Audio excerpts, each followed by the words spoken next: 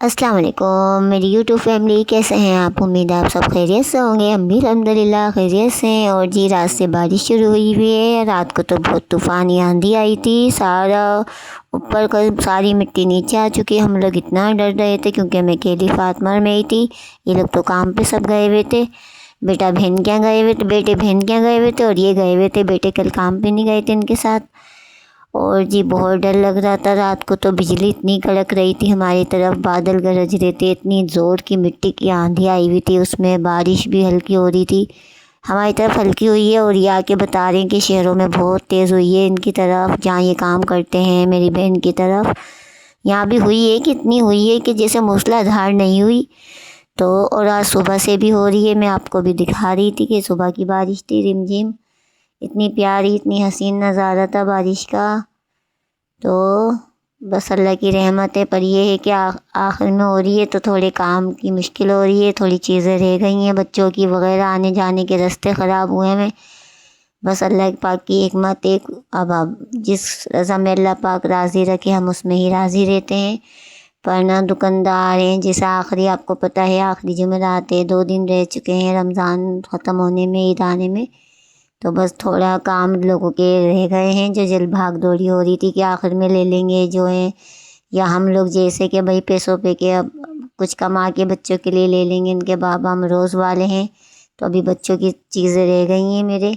सिलाई के कपड़े भी नहीं उठे बच्चों के दर्जी के यहाँ से, और कुछ चप्पल वगैरह हैं, इनके शूज़ हैं, स्लीपर है, सब नहीं आई। फातिमा की स्लीपर नहीं आई। बस ये चीज़ें रह गई हैं, मेरी नहीं आई, मेरे कुछ अभी नहीं आया। तो बस यही सोचा था कि थोड़ा थोड़ा ये करके ले लेंगे बस। अब देखें मौसम, आज भी सुबह से ही बारिश हो रही है। मैं 8 बजे मेरी आँख खुली, थोड़ी सेरी के बाद सोई, तो बस मैं सोई नहीं। फिर मैंने बस आपको मौसम दिखाया सुबह का। तो बारिश हो रही है रिमझिम रिमझिम। ऊपर में तरपाल हम लोग रात को ही डाल के आए। आपको ये तो बताया नहीं कि फातिमा में इतनी रात को 9:30-10 बजे गए ऊपर। तो तरपाल बिछा के ऊपर पत्थर रख रख के आए चारों तरफ, क्योंकि कमरे में पानी रिस जाता है, क्योंकि मसाला बहुत कम डला हुआ है हमारी छत पे। ये टाइलों की जो स्लिप होते हैं ना, स्लिपों की छत है।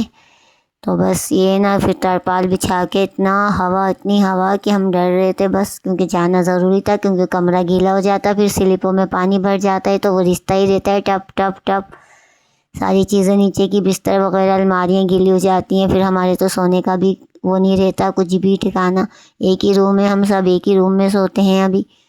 अल्लाह पाक देंगे तो फिर इंशाल्लाह बच्चे के लिए बनाएंगे। वो तो कहता है बेटा बड़ा हो गया मम्मा, मेरे लिए अलग कमरा थोड़ा सा तो बना दो जगह करके। और साथ साथ ये देखिए नारी तैयार हो चुकी है। नारी तो झटपट तैयार हो जाती है चिकन की। पहले भी आपको रेसिपी दी हुई है। बस मैंने तेल गरम करा, चिकन डाली, लहसुन अदरक डाला, साशा डाला, थोड़ा सा बचा लिया, ज़्यादा था। और थोड़ा सा पानी डाला भूनने के लिए। भूनने के बाद शोरबा लगाया। शोरबा के बाद मैंने आटा घोला, भुना था थोड़ा सा आटा, फिर घोल के डाल दिया था और शोरबा लगा दिया। देखिए झटपट हमारी नहारी भी तैयार हो चुकी है। और ये देखिए सेहरी की है, ये सेहरी की वीडियो है। सेहरी में मैंने अंडा, एक बेटे ने बोला था हम प्याज का अंडा तल दो, और मैंने ये नहारी निकाल ली है। चाय बने, जो भी जो खाना चाहे। तो बस ये सेहरी है।